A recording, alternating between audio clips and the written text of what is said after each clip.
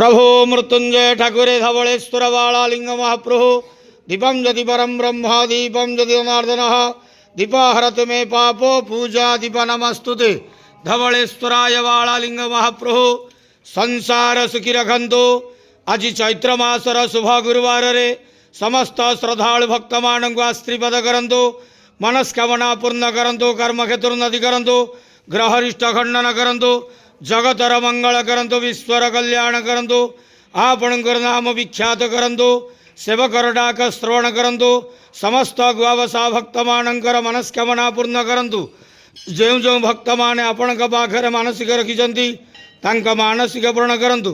बाबा धवलेश्वराय बालालिंगाय नमो नमः। संसार सुखी रखंतु, आनंद गेवार हरि बोलो।